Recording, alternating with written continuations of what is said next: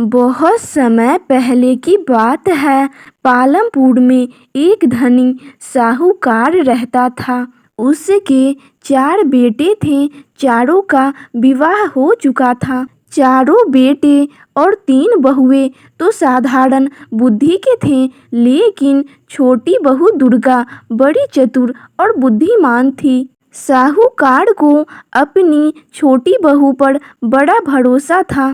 एक बार प्रदेश का राजा साहूकार से किसी बात पर नाराज हो गया। उसने साहूकार और उसके परिवार को देश निकाले की सजा दे दी और आदेश दिया कि देश छोड़ते समय वे अपने घर से कुछ भी लेकर नहीं जा सकते, सिवाय अपने शरीर पर पहने हुए वस्त्र और आभूषण के। साहूकार ऐसी आज्ञा सुनकर बहुत दुखी हुआ, पर राजा की आज्ञा मानने के अलावा उसके पास और कोई चारा भी नहीं था। चलते समय छोटी बहू ने राजा के सिपाहियों से पूछा कि क्या वह रास्ते में खाना के लिए कुछ रोटियां बना सकती है। राजा के सिपाहियों को इस पर कोई ऐतराज नहीं था। दुर्गा ने जब रोटियों के लिए आटा गूंदा, तब आटे में 4 बहुमूल्य माणिक छिपा दिए। फिर उस आटे की रोटियां बनाई और राजा के सिपाहियों को दिखाई। सिपाहियों ने रोटियां ले जाने दी। दुर्गा ने रोटियां एक पोटली में बांध ली। साहूकार का परिवार अपनी यात्रा पर निकल गया। सारा दिन चलने के बाद वे लोग एक नगर में पहुंचे। अब तक रात हो गई थी। साहूकार के परिवार ने एक धर्मशाला में डेरा डाला और खा पीकर सो गए। सुबह साहूकार ने कहा, जो कुछ गहने सबके शरीर पर हैं, वह सब दे दो, जिससे उन्हें बेचकर कुछ खाने पीने का सामान और पहनने के लिए कपड़े आदि खरीदे जाएं। पिताजी, आपको गहने बेचने की कोई आवश्यकता नहीं है। यह माणिक लीजिए और इसे बेचकर खाने पीने का सामान भी खरीदिए और व्यापार भी शुरू करिए। दुर्गा ने एक माणिक साहूकार को देते हुए कहा। साहूकार ने माणिक ले लिया और बाजार की तरफ चल दिया। यह बहुत बहुमूल्य माणिक है, इसका मूल्य तो कोई बड़ा जौहरी ही दे सकेगा, उसने सोचा। फिर वह माणिक लेकर सबसे बड़े जौहरी की दुकान पर पहुंचा और उसे माणिक दिखाया। माणिक देखते ही जौहरी की आंखों में चमक आ गई। यह माणिक किसी तरह से इससे हासिल करना होगा, उसने सोचा। वह जौहरी असल में एक चोर था। उसने साहूकार की खूब आवभगत की और बोला, यह माणिक बहुत बहुमूल्य है, इसके लिए मुझे घर से सोने की मुहरें मंगानी होंगी। और नौकर को घर भेज दिया मुहरें लाने के लिए। अब वह साहूकार को दूसरे कमरे में ले गया। वहाँ एक कुर्सी रखी थी। कुर्सी कच्चे सूत से बुनी थी और उस पर एक पतली गद्दी रखी थी। कुर्सी के नीचे एक तहखाना था। आप जब तक नौकर आता है, इस कुर्सी पर बैठकर आराम कीजिए, मैं आपके लिए शरबत पानी भिजवाता हूँ। जौहरी साहूकार से बोला।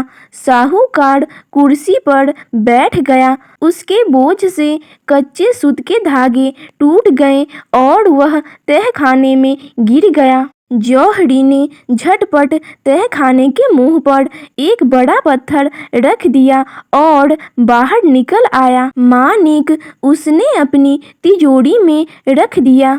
उधर धर्मशाला में बैठा साहूकार का परिवार उसकी प्रतीक्षा करता रहा। लेकिन जब सुबह तक साहूकार नहीं लौटा तो दुर्गा को चिंता हो गई और उसने दूसरा मानिक निकाल कर अपने पति को दिया और बोली, आप यह मानिक लेकर जाइए। यदि पिताजी से आपकी भेंट हो तो यह मानिक वापस ले आइएगा, वरना इस मानिक को बेचकर खाने पीने का सामान ले लीजिएगा। दुर्गा का पति मानिक लेकर बाजार की तरफ चल दिया। वह भी उसी जौहरी की दुकान पर जा पहुंचा और उसके साथ भी जौहरी ने वही किया जो उसके पिता के साथ किया था। अब बाप बेटे दोनों तहखाने में कैद हो गए। जब दुर्गा का पति भी सुबह तक नहीं लौटा तो दुर्गा को बहुत चिंता हुई। अब मुझे खुद ही पता लगाना होगा कि इस नगर में मेरे ससुर और पति कहाँ खो गए। उसने अपने शरीर पर पहने हुए आभूषण लिए और बाजार की ओर चल दी। वहां पहुंचकर आभूषण बेचकर उसने खाने पीने का सामान और सबके पहनने के कपड़े खरीदे। अपने लिए उसने सिपाही की पोशाक खरीदी। धर्मशाला पहुंचकर उसने खाने पीने का सामान और कपड़े परिवार वालों को दे दिए और यह कहकर कि वह ससुर और पति की खोज में जा रही है, वहां से चल दी। उसने सिपाही का भेष बनाया और सीधे राज दरबार में जा पहुंची। उसने हाथ जोड़कर राजा से विनती की कि उसे अपने सिपाहियों में रख ले। राजा ने जब उस सुंदर युवक को देखा तो सहस्र उसे सिपाही की नौकरी दे दी। उसे महल के चारों ओर पहरा देने का काम मिला। कुछ दिनों से महल की पशुशाला में रोज रात को एक राक्षस आकर उत्पात मचाता था। वह रोज एक पशु को मारकर खा जाता था। उसके डर के मारे कोई सिपाही उधर पहरा देने के लिए राजी नहीं होता था। दुर्गा ने राजा से पशुशाला में पहरा देने की आज्ञा मांगी। पहले तो राजा ने इतनी कम उम्र के नौजवान को मौत के मुंह में धकेलने से मना कर दिया, लेकिन दुर्गा के बहुत कहने पर आज्ञा दे दी। जंगल के रास्ते पर एक बहुत बड़ा और घना पेड़ था। जब रात हुई तो दुर्गा उस पेड़ पर चढ़कर बैठ गई। उसने छुरी से अपने बाएं हाथ की उंगली में घाव कर दिया, जिससे कि घाव के दर्द से उसे नींद न आए। फिर पेड़ पर बैठकर पहरा देने लगी। आधी रात के बाद उसे जंगल की तरफ से आहट सुनाई दी। उसने देखा कि जंगल से निकलकर एक बड़ा सा भैंसा सिंह उठाए महल की चार दीवारी की तरफ दौड़ा चला आ रहा है। वह समझ गई कि यही राक्षस है। जैसे ही वह भैंसा पेड़ के नीचे आया, दुर्गा दोनों हाथों में तलवार लेकर उसके ऊपर कूद गई और तलवार से उसकी गर्दन काट गिराई। मरते ही राक्षस अपने असली रूप में आ गया। दूसरे दिन जब राजा को यह समाचार मिला तो वह दुर्गा से बहुत प्रसन्न हुआ। तुमने राक्षस को बड़ी बहादुरी से मारा है, जो चाहे इनाम में मांग लो। वह बोला, महाराज, यदि आप प्रसन्न हैं तो मुझे नगर की रक्षा का भार दे दें और मुझे यह स्वतंत्रता दे कि जब चोर को ढूंढ लूं तो उसे जो चाहे दंड दूं। राजा को नौजवान की बहादुरी और समझदारी पर पूरा भरोसा था। उन्होंने दुर्गा को नगर का कोतवाल बना दिया। अब दुर्गा अपने पति और ससुर की खोज में निकली। मेरे ससुर बहुत योग्य व्यापारी थे। वे उस बहुमूल्य मानिक को लेकर जरूर शहर के सबसे बड़े जौहरी के पास गए होंगे। उसने सोचा, मैं भी सबसे पहले वही जाती हूँ। मुझे पूरा विश्वास है कि जौहरी को जरूर मेरे पति व ससुर के बारे में पता होगा। दुर्गा जौहरी की दुकान पर जा पहुंची। जौहरी ने नगर कोतवाल को अपनी दुकान पर देखा तो झटपट उसकी खातिरदारी में लग गया। आप हमारी दुकान पर पधारे। अहो भाग्य, मैं आपकी क्या सेवा करूं? उसने हाथ जोड़कर पूछा। हमारी राजकुमारी का शीघ्र ही विवाह होने वाला है और महाराज अपनी बेटी के लिए एक बहुत सुंदर मानिक जरा घर बनवाना चाहते हैं। आप मुझे बढ़िया से बढ़िया मानिक दिखलाइए। दुर्गा जो कोतवाल के भेष में थी बोली। जौहरी ने उसे अनेक मानिक दिखाए पर दुर्गा को कुछ पसंद नहीं आया। ये सब आप क्या दिखा रहे हैं? कोई ऐसा बहुमूल्य मानिक दिखाइए जो राजकुमारी के पद के अनुरूप हो। दुर्गा बोली। अब जौहरी ने तिजोरी खोली और उसके अंदर से वही मानिक निकाला जो उसने साहूकार से धोखे से हासिल किया था।